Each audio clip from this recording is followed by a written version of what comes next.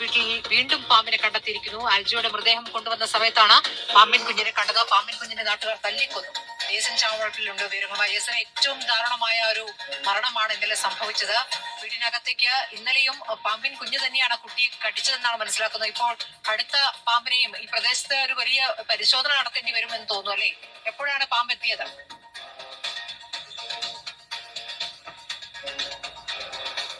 മൃതദേഹം വീട്ടിലെത്തിച്ച് ഈ സമയത്താണ് ആ വീട്ടിനകത്ത് വീണ്ടും പാമ്പിനെ കണ്ടെത്തുന്ന സ്ഥിതി ഉണ്ടാകുന്നത്. വീടിന് സമീപത്ത് പാമ്പിനെ കണ്ടെത്തുന്ന സ്ഥിതിയായിരുന്നു നേരത്തെ. നമസ്കാരം, പുതിയൊരു വീഡിയോയിലേക്ക് എല്ലാവർക്കും സ്വാഗതം. വളരെ ദാരുണമായ ഒരു സംഭവമാണ് നടന്നത്. ഒരു കുഞ്ഞ് ഉറങ്ങുമ്പോൾ അതിനെ പാമ്പ് കടിക്കുന്നു. അതിനുശേഷം എന്ന് പറഞ്ഞു കഴിഞ്ഞാൽ ആശുപത്രിയിൽ എത്തുമ്പോഴേക്കും അത് മരിച്ചിരുന്നു. ഇപ്പോഴെന്ന് പറഞ്ഞാൽ 2 ദിവസമായിട്ട് ഇപ്പോൾ അവരുടെ വീട്ടിലേക്ക് കൊണ്ടുവന്നപ്പോഴെന്ന് പറഞ്ഞു കഴിഞ്ഞാൽ അവിടെ വീണ്ടും പാമ്പ് എന്നാണ് പറയുന്നത്. ഇനിയിപ്പോൾ കുറേ ആൾക്കാർ ഇറങ്ങും. കാരണം എന്താ വെച്ചാൽ വീട്ടിന് സർപ്പദോഷമുണ്ട്, അതുപോലെ തന്നെ വീട്ടിന് മറ്റേ ദോഷമുണ്ട്, വീട്ടിന് അങ്ങനെ ദോഷമുണ്ട്. പണ്ടിവിടെ സർപ്പക്കാവായിരുന്നു, പണ്ടിവിടെ അമ്പലമായിരുന്നു, പണ്ടിവിടെ ഇങ്ങനെ ഉണ്ടായിരുന്നു, പാമ്പുകളുടെ കേന്ദ്രമായിരുന്നു എന്നൊക്കെ പറഞ്ഞ് കുറേ ആൾക്കാർ ഇറങ്ങാനുള്ള സാധ്യതയുണ്ട്. അതുപോലെ തന്നെ എന്ന് പറഞ്ഞാൽ വീട്ടുകാർ ചിലപ്പോഴെന്ന് പറഞ്ഞ ഒരു പക്ഷേ ആ വീട് പോലും വിറ്റിട്ട് പോകേണ്ട ഒരവസ്ഥ വരെ ഉണ്ടാകുമെന്നാണ് എനിക്ക് പറയാനുള്ളത്. അത്രത്തോളം നാട്ടുകാരും അതുപോലെ തന്നെ മറ്റുള്ളവരും അന്ധവിശ്വാസികളും ഒക്കെ പറഞ്ഞ് പരത്താൻ പോകുന്ന സംഭവങ്ങളെ ആ വീട്ടിൽ മനുഷ്യർക്ക് താമസിക്കാൻ കഴിയില്ല. ആ വീട്ടിൽ പാമ്പുകളുടെ ശല്യമുണ്ട്. ആ വീട് പാമ്പുകൾക്ക് വേണ്ടിയിട്ട് കൊടുക്കേണ്ടി വരും. ആ വീട് പാമ്പുകൾക്കുള്ളതാണ് എന്നുള്ള തരത്തിലാണ്. പക്ഷെ നിങ്ങളൊരു കാര്യം ആലോചിക്കണം. എന്തുകൊണ്ടാണ് ആ വീട്ടിൽ പാമ്പ് കയറുന്നത്? ആ വീട്ടിലും മാത്രമല്ല മറ്റു പല വീടുകളിലും എന്തുകൊണ്ട് പാമ്പ് കയറുന്നു? അതായത് ഇന്ന് ചൂടുകാലമാണ്, നമുക്കാർക്കും ചൂട് സഹിക്കാൻ പറ്റുന്നില്ല. പക്ഷെ വേറൊരു കാര്യമുണ്ട്. ജീവൻ പണയപ്പെടുത്തിയിട്ട് നമ്മളെല്ലാവരും ചെയ്യുന്നൊരു കാര്യം എന്താണെന്ന് വെച്ചാൽ നമ്മൾ ജനലുകളെല്ലാം തുറന്നിടും. നമ്മുടെ വിശ്വാസം എന്താണെന്ന് വെച്ച് കഴിഞ്ഞാൽ എൻ്റെ വീട് നല്ല മൊസൈക്ക് തറയിട്ടതാണ്, അല്ലെങ്കിൽ എൻ്റെ വീട് നല്ല ചുറ്റുപാടുമൊക്കെ ഇൻ്റർലോക്ക് ചെയ്തതാണ്, കാടുകളോ കാര്യങ്ങളോ ഒന്നുമില്ല, അതുകൊണ്ട് പാമ്പുകളൊന്നും വരില്ല എന്നുള്ള ഒരു ആത്മവിശ്വാസം നമുക്ക് എല്ലാവർക്കും ഉണ്ട്. അതുകൊണ്ട് തന്നെയാണ് പലരും കടിയുടെ വക്കിൽ നിന്നും രക്ഷപ്പെടുന്നതാണ്. കുറച്ച് ദിവസം മുമ്പ് അടുത്ത ചെറുകൂന്ന് എന്ന് പറയുന്ന സ്ഥലത്ത് ഒരു വീടിൻ്റെ ബെഡ്റൂമിൻ്റെ ഉള്ളിൽ അണലി കയറി കൂടിയിരിക്കുന്നു. അതായത് കയറി കൂടിയത് മിക്കവാറും എന്ന് പറഞ്ഞു കഴിഞ്ഞാൽ ജനൽ തുറന്നിട്ടപ്പോഴായിരിക്കാം. നമ്മളെല്ലാവരും ചെയ്യുന്ന കാര്യം ഇതാണ്. താഴത്തെ നിലയിൽ ജനലുകളെല്ലാം തുറന്നിട്ടതിന് ശേഷം നമ്മളവിടെ കിടന്നുറങ്ങുന്നു. ഒരു നിമിഷം മതി ഒരു പാമ്പ് ഉള്ളിലേക്ക് കയറാൻ വേണ്ടിയിട്ട്. നമ്മുടെ കണ്ണിൽ പോലും പെടില്ല. ഒരു എലിയെ അല്ലെങ്കിൽ ഒരു ചെറിയ എന്തിനെങ്കിലും ഒരു സാധനത്തിനെ അതിനെ ഓടിച്ചു കൊണ്ടുവന്ന് അത് പെട്ടെന്ന് തന്നെ റൂമിൽ കയറിയാൽ നമ്മുടെ ഒരു നോട്ടം പോലും നോക്കാനുള്ള സമയം കിട്ടത്തില്ല. അതിനിടയിൽ എന്ന് പറഞ്ഞാൽ അത് വീട്ടിൻ്റെ ഉള്ളിൽ എത്തിയിരിക്കും. അതാണ് നിങ്ങൾ മനസ്സിലാക്കേണ്ടത്. അല്ലാതെ എന്ന് പറഞ്ഞു കഴിഞ്ഞാൽ കാടോ പടലോ വേണമെന്നില്ല. ഒരു എലീനെ ദൂരത്തുനിന്ന് ഓടിച്ചു കൊണ്ടുവരുന്ന ഒരു പാമ്പ് ശരം പോന്നതുപോലെ അങ്ങ് പോയിട്ട് അങ്ങ് ഉള്ളിൽ കയറും. പിന്നെ അതിനെ കാണാൻ കഴിയില്ല. പിന്നെ വേറൊരു കാര്യം എന്ന് പറഞ്ഞാൽ ഈ വീട്ടിലൊരു വലിയൊരു മണ്ടത്തരം എന്താണെന്ന് വെച്ച് കഴിഞ്ഞാൽ വള്ളിപ്പടർപ്പുകൾ പലരും ചെയ്യുന്നൊരു കാര്യമാണ്. അതായത് വള്ളിപ്പടർപ്പുകൾ നേരെ എന്ന് പറഞ്ഞാൽ വീടിൻ്റെ അങ്ങോട്ട് പടർത്തും. വീടിനോട് ചേർന്ന് തന്നെ എന്ന് പറഞ്ഞാൽ പടർത്തും. ഇന്ന് പറഞ്ഞു കഴിഞ്ഞാൽ മരത്തിൻ്റെ മുകളിൽ പാമ്പാണ്, വള്ളിപ്പടർപ്പിൽ പാമ്പാണ്. അതുപോലെ ടൗണ് മുഴുവൻ എന്ന് പറഞ്ഞു കഴിഞ്ഞാൽ പാമ്പുകളുടെ ഏരിയ ആണ്. വള്ളികളും മറ്റേതും ഒക്കെ എന്ന് പറഞ്ഞു കഴിഞ്ഞാൽ നമ്മൾ വീട്ടിലേക്ക് പടർത്തും. എന്തിനാന്നല്ലേ? നല്ല തണുപ്പ് കിട്ടുന്ന എല്ലാവരും പറയുന്നത് വള്ളികൾ വീട്ടിലേക്ക് പടർത്തി കഴിഞ്ഞാൽ. പക്ഷേ അതിൻ്റെ ദോഷവശങ്ങളിൽ ഇതുപോലെയുള്ള കാര്യങ്ങളൊക്കെ കയറി വരും. അപ്പോൾ ചില ആൾക്കാർ പറയുന്നുണ്ട് വരാനുള്ളത് വഴിയിൽ തങ്ങില്ല. അതായത് നമ്മൾ തന്നെയാണ് ഓരോ സാഹചര്യങ്ങൾ ഉണ്ടാക്കിയെടുക്കുന്നത്. ആ വീട്ടിലെന്ന് പറഞ്ഞു കഴിഞ്ഞാൽ ഒരു വീട്ടിലെന്ന് പറഞ്ഞു കഴിഞ്ഞാൽ പാമ്പ് കയറാതിരിക്കാൻ വേണ്ടിയിട്ട് എന്തൊക്കെ ചെയ്യാൻ കഴിയും അതൊക്കെ ചെയ്യണം. ഇനിയും തന്നെ നിങ്ങൾ ചെയ്യണം. ഇനിയും ഏതെങ്കിലും ഒരു വീട്ടിൽ ഇങ്ങനെയുള്ള സിറ്റുവേഷൻ കാര്യങ്ങളൊക്കെ ഉണ്ടെങ്കിൽ ചെയ്തേ മതിയാവൂ. കുറച്ച് നാൾ മുമ്പ് നമ്മളെല്ലാവരും കണ്ടാണ് ബാബ സുരേഷിന്റെ നേതൃത്വത്തിൽ ഒരു പെൺകുട്ടിക്ക് ഒരു വീട് വെച്ച് കൊടുത്തത്. ആ പെൺകുട്ടിയുടെ വീട്ടിൻ്റെ അകത്ത് വെച്ചിട്ടാണ് പാമ്പ് കടിയേറ്റ് മരിച്ചത്. അതായത് ഒരു ചെറിയൊരു കട്ടയുടെ വീടായിരുന്നു.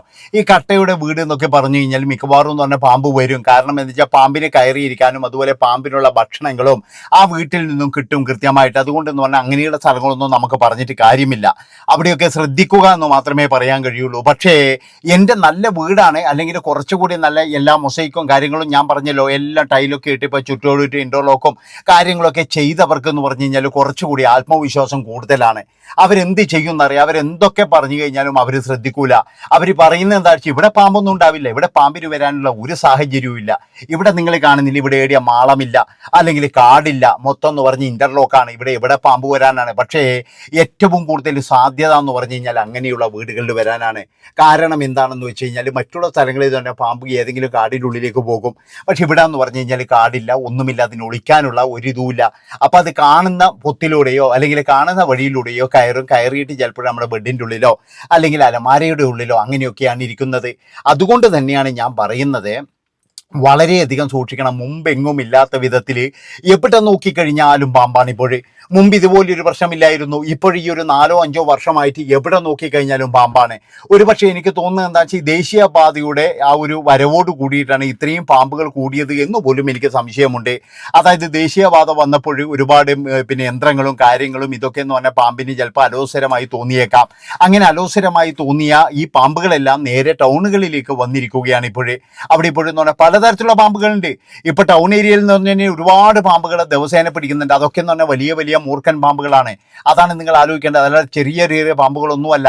അപ്പോൾ ഇങ്ങനെ പാമ്പ് വരാനുള്ള കാരണങ്ങളും പലവിധമാണ്. പിന്നെ ചൂടാണ്, അതുകൊണ്ട് തന്നെ ഇവറ്റുകൾ ഇറങ്ങി നടക്കും. പിന്നെ ചില ആൾക്കാർ പറയുന്നത് ഇതിനെ തല്ലിക്കൊല്ലണം എന്നൊക്കെ പറയുന്നുണ്ട്. പക്ഷെ അതൊന്നും ഒരു ശാശ്വതമായൊരു പരിഹാരമല്ല. പക്ഷെ ഇതിൻ്റെ കൃത്യമായിട്ടെന്ന് പറഞ്ഞാൽ പിടിച്ചു കൊണ്ടുപോയിട്ട് ഇവർ എവിടെയാണ് വിടുന്നത്, അതൊക്കെയെന്ന് പറഞ്ഞാൽ ജനങ്ങൾക്ക് അറിയേണ്ട അധികാരമുണ്ട്. കാരണം എന്താ വെച്ചാൽ ഇവർ വിടുന്ന സ്ഥലം ഇനി എവിടെയാണെന്ന് നമുക്ക് ആർക്കും അറിയില്ല. ഇവിടെ നിന്നൊക്കെ പിടിച്ചു കൊണ്ടുപോയിട്ട് ഇവർ കാട്ടിൽ വിടുന്നുണ്ടാകാം. പക്ഷെ അത് എവിടെയാണ്, ഇനി ജനവാസമുള്ള കേന്ദ്രം വീണ്ടും തിരിച്ചു വരുന്നുണ്ടോ എന്ന് പോലും സംശയമുണ്ട്.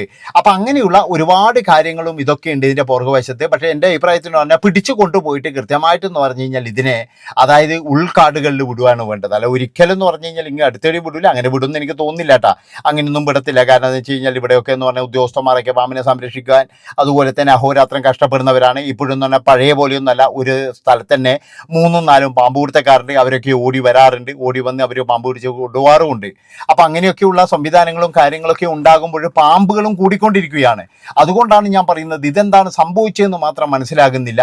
അതുപോലെ തന്നെ ഇങ്ങനെയുള്ള മരണങ്ങൾ ഇത് കേൾക്കുമ്പോഴാണ് നമുക്ക് വലിയ ദുഃഖങ്ങൾ ഉണ്ടാകുന്നത്. പലതരത്തിലും പാമ്പുകൾ വീട്ടിലെത്താം. ഒന്നാമത്തെ കാര്യം എന്ന് പറഞ്ഞു കഴിഞ്ഞാൽ നമ്മൾ തുണികളെല്ലാം വെയിലത്ത് ഉണങ്ങാനിടാറുണ്ട്. അതായത് നമ്മൾ കിടക്കുന്ന കിടക്ക അടക്കം എന്ന് പറഞ്ഞാൽ ചില ആൾക്കാർ വെയിലത്ത് കൊണ്ടിടാറുണ്ട്. ഇപ്പം നല്ല വെയിലാണ്, അങ്ങനെ നല്ല സുഖത്തിൽ എന്ന് പറഞ്ഞു കഴിഞ്ഞാൽ അത് മടക്കി ചുരുട്ടിയിട്ട് നമ്മൾ ചിലപ്പോൾ അകത്തേക്ക് കൊണ്ടുവെക്കും. അതിൻ്റെ ഇടയിൽ ചെറിയ ചെറിയ എന്തെങ്കിലും സാധനങ്ങൾ കയറി ഇരുന്ന് കഴിഞ്ഞാൽ നമ്മൾ പോലും അറിയത്തില്ല. അതാണ് നിങ്ങൾ മനസ്സിലാക്കേണ്ടത്.